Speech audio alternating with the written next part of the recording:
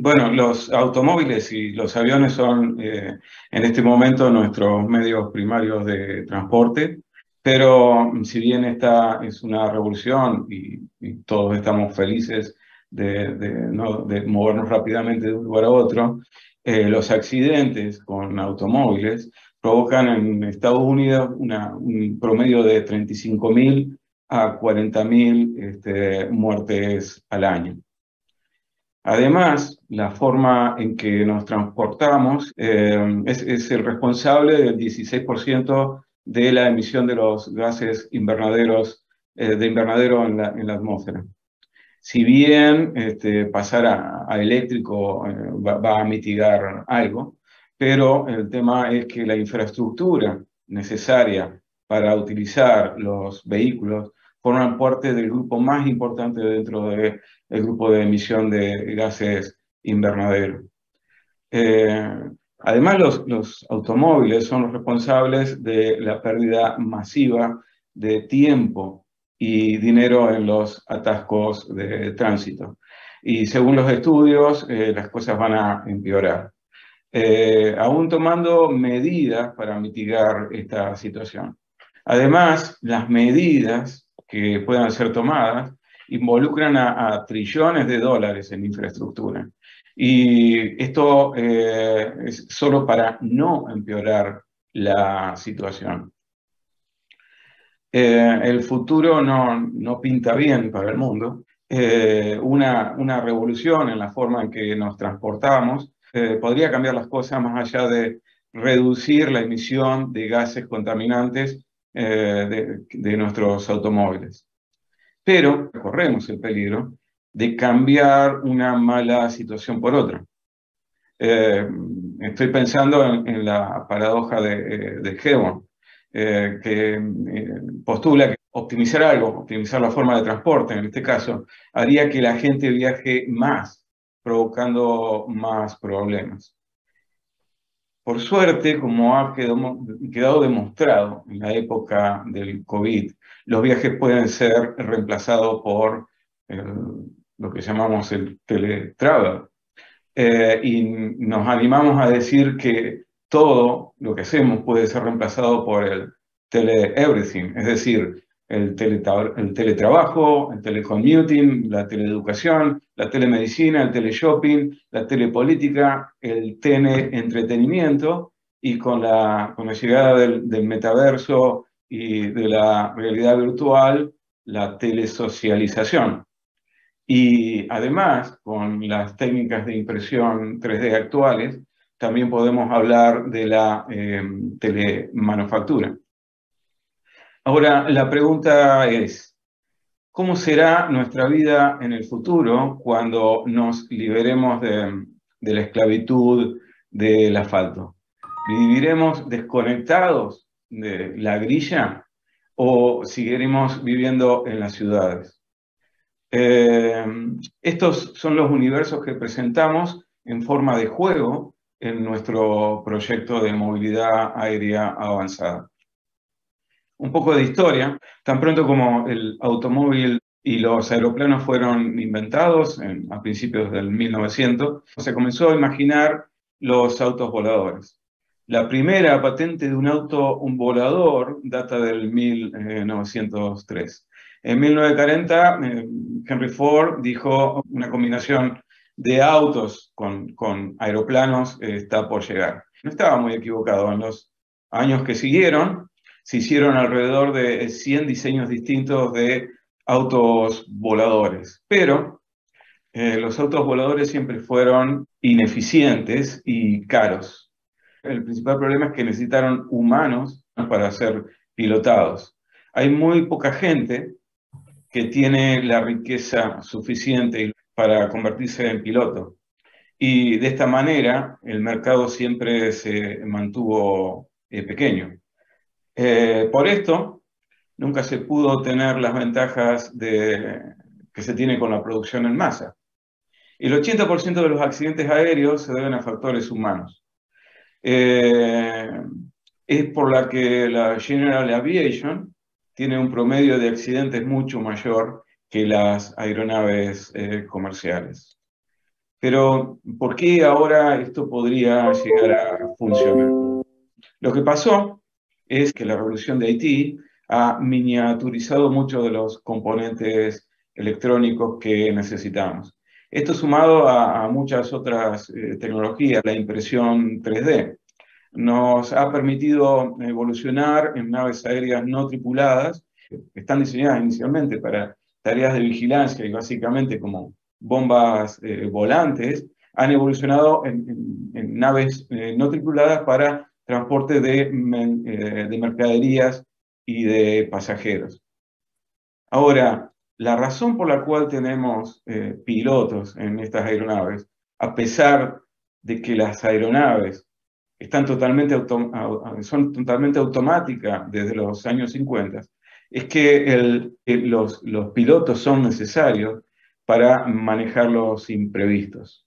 Y esto es verdad. Pero ahora las máquinas están utilizando las redes GAN, que pueden idear, lo que se llama Machine Ideation. Si las máquinas pueden idear, entonces las personas ya no seríamos necesarias para pilotar las naves. Entonces podríamos delegar no solo el 40 o el 50% del trabajo a una máquina, sino que podríamos delegar el 100% del trabajo que, y la máquina, ya que la máquina tendría la capacidad de idear las soluciones a los problemas desconocidos. Con GAN me refiero a las redes neuronales actuales que están utilizándose básicamente para generar imágenes que no existen. Bueno, eso es ideation. Por otro lado está el mercado. El mercado se calcula en 1,5 trillones de dólares, o sea, parecido al mercado actual del automóvil. Y actualmente el mercado aéreo es muy reducido comparado a esto. Por otro lado, una vez que tengamos un mercado dominante en vehículos aéreos más que en vehículos terrestres, entonces se podrían ahorrar trillones de dólares en infraestructura. Las carreteras son las responsables, como ya dije, de miles de pérdida de dólares y tiempo en embotellamientos, y son las responsables de lo que se llaman las islas de calor y todo tipo de polución.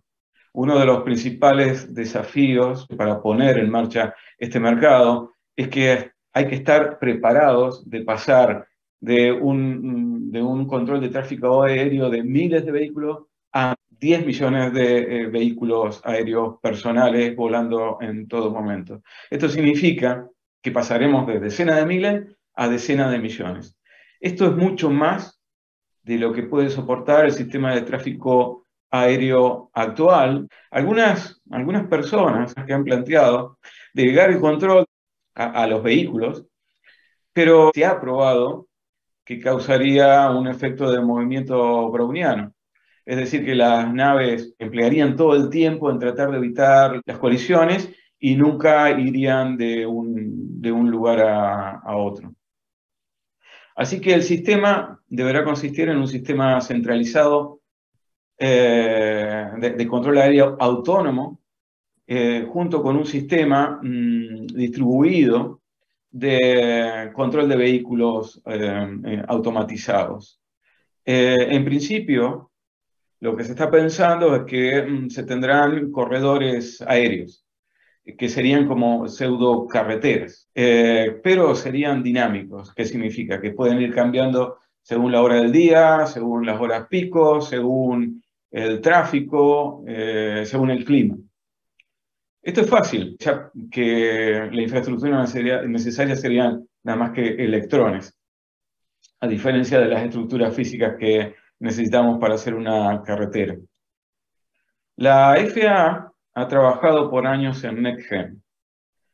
Cuando preguntamos a la gente que trabaja en esto si el sistema es exitoso, qué capacidad de control de vehículos no tripulados tendrían en el espacio aéreo controlado, nos respondieron unos 7.000. Esto no está ni cerca a lo que se necesitaría. Tampoco es posible metamorfiar el sistema actual en un sistema de control aéreo que se adapte a las necesidades de lo que acabo de mencionar. Así que hay que crear uno nuevo. Y el tiempo para crear un nuevo sistema de control aéreo lo dicta el mercado. Ya las empresas están presionando para sacar los primeros, certificar los primeros vehículos de aquí a 5 a 10 años. Y el problema no es lineal. Y realmente nadie entiende los problemas no lineales. Entonces se comenzó a trabajar en una simulación gigantesca de un sistema de tráfico aéreo en el espacio de los Estados Unidos para, en principio, recopilar los datos y trabajar sobre los problemas de navegación, los temas de anticolisión y la sensorística para el despliegue de un sistema de control de tráfico aéreo totalmente autónomo. Luego, lo que sigue es una prueba física en un desierto. Es probable que el sistema pueda ser desarrollado de esta manera de 5 a 10 años, mucho más fácilmente que si se trata de adaptar el sistema actual. Otro de los temas, por supuesto, es la polución. Los renovables cada vez son más baratos. Por ejemplo, los fotovoltaicos se están vendiendo a 1,3 centavos el kilowatt hora, mientras que el gas está entre los 4 o 5 centavos. La energía nuclear y carbón creo que está en los 9 centavos. Nada estaba pasando con los renovables realmente hasta que estos se volvieron muy, muy baratos. Además está el tema de almacenamiento. El almacenamiento que se necesita para almacenar toda esta energía de renovables cayó un 70% en su costo. Las mejores baterías de litio-ion tienen una densidad energética que va entre los 200-250 watt-hora por kilogramos. Las de lithium-metal son aún mejores, duplican la densidad energética, y las nuevas de lithium-air son 6 veces superiores, así que se está apostando a este tipo de baterías. Aún así, las baterías son el némesis de los transportes aéreos. Para incrementar los rangos de distancia se requiere innovación en la aerodinámica. En este sentido, ya hay gente estudiando cómo duplicar el ratio lift to drag en las aeronaves. El transporte eléctrico solo va a cubrir la mitad del mercado aéreo, es decir, distancias que son de 500 millas o menos. Para mayores distancias vamos a necesitar otro tipo de renovables, como es el hidrógeno verde. Para generar el hidrógeno verde usaríamos energía barata de los mismos renovables. Existe todavía el problema del almacenamiento y la infraestructura de hidrógeno, pero gente muy inteligente, principalmente en Europa, están trabajando sobre eso. Entonces, capturaríamos el CO2 de la atmósfera en la fabricación del hidrógeno y lo quemaríamos en su uso. Con lo que esto está bien, porque el ciclo es un ciclo cerrado y el balance del carbono emitido sería cero. La NASA ya probó en los años 50 que las turbinas a gas funcionan muy bien quemando hidrógeno. Ir eléctrico con celdas de combustible, de hidrógeno verde, también tiene un montón de beneficios. Los motores eléctricos duran para siempre, con mucho menos mantenimiento, tienen mucho menor costos y son 2 veces más eficientes que los motores con ciclos térmicos. Además, las baterías, si una aeronave se estrella, con las baterías no vamos a tener problema con el fuego producido por el combustible. Otro de los temas es el ruido. Se pueden reducir los costos de las aeronaves y también es posible hacerlo mucho más silenciosa. Tuvimos la oportunidad de entrevistar en nuestra investigación a Mark Moore, que trabajó en la NASA en los 90 y luego trabajó en Uber Elevate. Y cuando Uber Elevate salió del mercado y se creó otra nueva empresa, creo que a partir de ahí todos sus amigos se fueron a Joby, él se fue por su cuenta y creó una pequeña compañía que llamó Whisper Aero y que estableció en Tennessee. Lo que está haciendo ahí es una aeronave con propulsión silenciosa. En realidad está concentrado en la propulsión silenciosa. Según nos dijo, podría despegar desde el frente de su casa sin hacer que el perro del vecino ladre. Para lograr esto, es importante tener la acústica del vehículo como meta primaria durante la etapa de diseño. Es decir, en lugar de diseñar la nave primero y luego tratar de hacerla más silenciosa. Con respecto a la eficiencia, actualmente los vehículos tienen muchos rotores. Esto es debido a que los motores eléctricos nos permiten eso. Y es lo que uno está buscando, porque es una forma segura de ir en vertical. Pero esto hace que la aeronave sea muy ineficiente. La forma más eficiente de ir en vertical son las aeronaves del tipo stop rotors, que básicamente es un gran motor, en este caso eléctrico, con unas grandes aspas que se alinean dinámicamente con otros motores eléctricos, y no es necesario un rotor de cola. Entonces nos ahorraríamos peso y drag y todas esas cosas. Este rotor es la forma más eficiente y silenciosa de hacer un despegue y un aterrizaje vertical. Entonces, una vez en altura, lo que se puede avanzar hacia adelante y detener el rotor, y las aspas se transformarían en alas. El problema es si las aspas van hacia el lado, hacia la posición equivocada. Este tipo de aeronaves se probó, sin éxito, en los años 60. En la actualidad sería posible hacerlo, gracias a los morphing material y a los morph structures. De esta manera podemos cambiar la dirección y la rotación y la configuración de las aspas sin ningún tipo de problema. Una vez eso, los tip motors, que son motores que van en la punta de los rotores, se convertirían en el motor de impulso principal. Las aspas, al actuar como alas, dan la suficiente sustentación para que la configuración sea totalmente eficiente.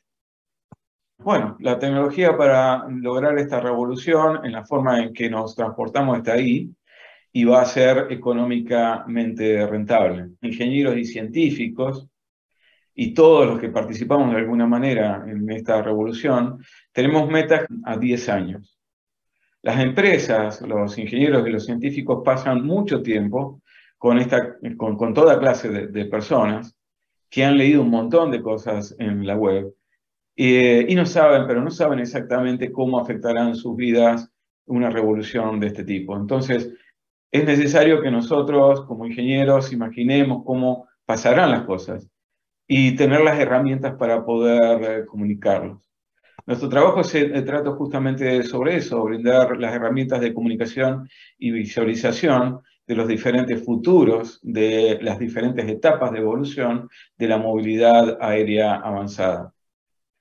Una herramienta con la que podamos coordinar y comunicar los esfuerzos en este sentido, una herramienta que nos permita para compartir las experiencias que vamos adquiriendo, evaluar el impacto cotidiano que va a tener en la vida de las personas y de esta forma poder extraer información para análisis y toma de decisiones.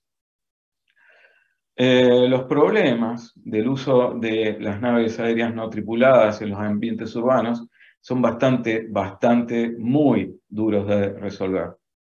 Difíciles porque los lugares de aterrizajes en las ciudades son muy caros de construir y duros porque se trata de volar en lo que se denominan cañones urbanos. Con respecto a esto último, sirve como ejemplo mencionar, por ejemplo, la gente que vuela en portaaviones, se preocupa mucho por el viento que sopla. Esto es debido a que en la cubierta se generan vórtices que podrían voltear a los aviones mientras estos están aterrizando. Estamos hablando ahora de volar en cañones urbanos mucho más complicados, que están flanqueados por todo tipo de edificios que los urbanistas y los arquitectos han diseñado con formas alocadas y cosas colgando, no pensados para volar en el medio de ellos, y que producen todo tipo de corrientes de aire extrañas. Y esto todo sobre una zona densamente poblada. O sea que si te estrellas, harías todo un desastre. Para ejemplificar, volviendo a los 70, los helicópteros despegando y aterrizando en el edificio de Panam, ocurrió un accidente grave en el que murieron personas. Este accidente retrasó en décadas el desarrollo de los taxis aéreos. Siendo optimista, con mejor tecnología, no debería accidentarse más personas, más hablando de que tendríamos múltiples rotores. Pero esto, como saben, nadie lo puede garantizar. Así que es necesario trabajar en estos temas. Pero el último lugar donde yo pondría al principio los vehículos aéreos personales sería en las zonas urbanas. Sin embargo, o sea, va a ser creo que va a ser lo primero que ocurra por la razón de que allí es donde está la mayoría del mercado, de los clientes. Vamos, básicamente donde está el dinero. Pero lo mejor es comenzar en las zonas rurales. Esto es lo que está haciendo Zipline. Está entregando medicamentos usando vehículos no tripulados en las regiones más inaccesibles de África. Aprenderíamos mucho en este proceso antes de lanzarnos sobre las ciudades. Y nuestro país tiene la geografía ideal para hacer esto, la distribución demográfica correcta y la capacidad técnica para enfrentar este desafío. La belleza de la movilidad aérea avanzada es la posibilidad que nos da de vivir fuera de la grilla. Esa es la belleza. Ese es el futuro que uno desea.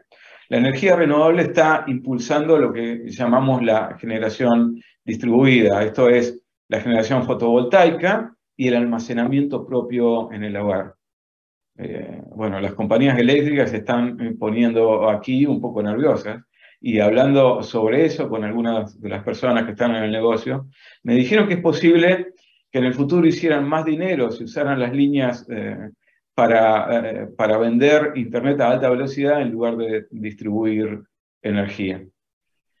Este es el futuro más bello que puedo pensar de los futuros posibles, y es uno de los futuros posibles que planteé al origen de esta charla. Es decir, las personas generan y almacenan en forma económica su propia energía. Con la tecnología de impresión podrían generar sus propias cosas y en el proceso inclusive podrían atrapar el CO2 de la atmósfera en el plástico. Con los vehículos aéreos personales, y aquí es donde entra la revolución de la movilidad, podrían vivir alejados de las carreteras, en cualquier lugar.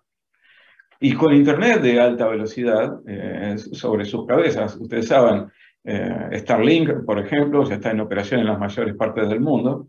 Podríamos hacer lo que yo mencioné como teletodo, tele-everything. Sin embargo, actualmente el 80% de la infraestructura del mundo está dentro de las 20 millas más cercanas a las costas. El resto es campo y tierra barata. Barata con respecto a fabricar, a construir una casa en una ciudad. Se calcula que en el mundo hay disponibles 6 acres de terreno por cada hombre, mujer, niño y niña, y el terreno es barato. El resto de la tierra es campo, y la tierra ahí es barata comparado con los millones que uno paga por una casa en un centro urbano como Los Ángeles. Viviendo fuera de la grilla, solucionaríamos el problema del 1 y del 99%. Eso espero, porque siendo autosuficientes, el 1% no nos podría vender las cosas que hace, que fabrica. Y la gente produciría las cosas para su autoconsumo. Y esto está pasando. El 44% de la economía es gig economy. economía informal. Y esto utiliza mucho Internet. Y eso no es malo. Y esto está comenzando a pasar. Con el COVID, mis amigos han comenzado a irse de las ciudades, porque descubrieron los beneficios del teleeverything. Aunque todos tenemos que estar cerca del pavimento.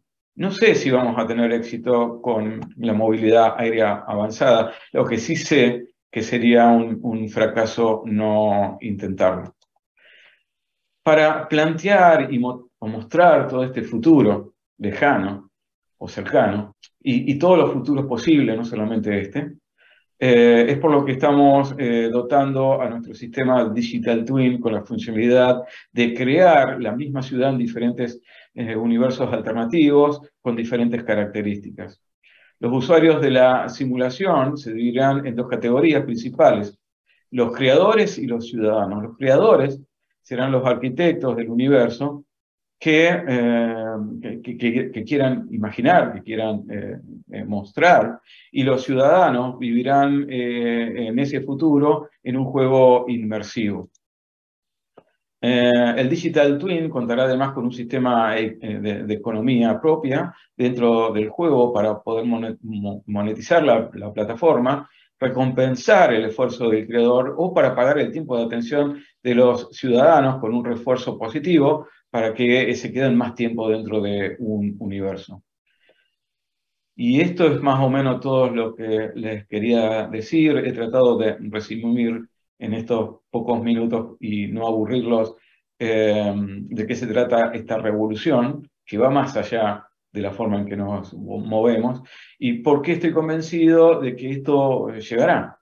No sé si en el transcurso de nuestras vidas, pero estoy seguro que lo disfrutarán nuestros hijos.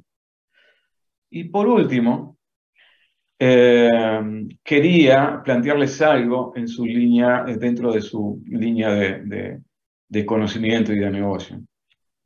El trabajo de ustedes básicamente depende de electrones. La revolución que estamos planteando es una revolución digital que básicamente depende de electrones. Toda la tecnología de la que he hablado para revolucionar la forma en que nos transportamos está basada en electrones. Y aquí hay un problema y una oportunidad de trabajo y de investigación. El tema es que una tormenta solar perfecta, como el evento de Carrington, que ocurrió en 1859, se puede volver a repetir y tal vez en el transcurso de la vida de nuestros hijos. O si queremos pensarlo de otra manera, el mundo, como vemos, este último año está agrietado con gobernadores que quizás tienen su propia agenda, y podría producirse un evento de una generación de un pulso electromagnético provocado deliberadamente. Imagínense que en ese momento millones de aeronaves están volando en forma autónoma con sus sistemas electrónicos basados en electrónicas, con sus comunicaciones, GPS, y que todos estamos viviendo fuera de la grilla. Todo quedaría totalmente inutilizado. Nadie vendría en nuestra ayuda. Sería un evento catastrófico a nivel planetario, y no es ciencia ficción. Como ya les digo, ocurrió en el 1859 y en ese tiempo cayeron todas las comunicaciones de los telégrafos a nivel global. Y solo tenemos 8 minutos desde que se empieza a ver la tormenta en una punta del mundo hasta que nos alcance hasta el punto donde sea que estemos en el planeta, y eso con suerte. Sin llegar a esos extremos, hay cosas que seguro van a pasar, como los ciberataques. Por ejemplo, es ridículamente sencillo anular el sistema de GPS. Solo necesitamos un dispositivo que es del tamaño de una tapa de una lapicera y podría anular los GPS en un radio de 20 kilómetros. Bueno, ¿qué hacer? Investigando, veo que hay una patente de un invento para comunicaciones que no usan el medio electromagnético. Lo pueden encontrar en Google Patents, si lo googlean. Alguien ha inventado, en los años 90, un aparato para hacer algo que, la verdad, no es mi ámbito de conocimiento, pero se llama Quantum Vector Scalar Potential Communication. Y tiene un ancho de banda muy grande y no puede ser interceptado y no es afectado por la tormenta perfecta y no es afectado por ningún tipo de fenómeno electromagnético. Y entiendo que esta persona todavía está en actividad, está aquí en Texas, y entiendo que todavía está trabajando en el tema. Y bueno, esto es todo. Esta charla la creamos a partir de una serie de charlas que tuvimos durante todo el año pasado con la gente dentro y fuera de la NASA, con todos los participantes de la movilidad aérea avanzada. Y quiero agradecer particularmente a, a Dennis Bushnell, siendo el jefe científico de la NASA y trabajando, es un hombre que dedicó su tiempo a nosotros. La verdad, fue mi fuente de inspiración para trabajar en este proyecto. Participó en los proyectos Géminis, participó en el proyecto Apolo, participó en el proyecto de transbordador espacial y ahora en el sistema de lanzamiento. Gracias a todos por escucharnos. Bueno, muchísimas gracias, Fabián. Con esta charla cerramos todas las charlas del track de Aeronáutica y Espacio. Muchísimas gracias por venir, por participar. Quedan todavía charlas en otros tracks si les interesa participar, y a la tarde, creo que era a las, no me acuerdo el horario, perdónenme, no quiero decirlo mal, a las 17:50 está la ceremonia de clausura del evento. Así que bueno, muchísimas gracias.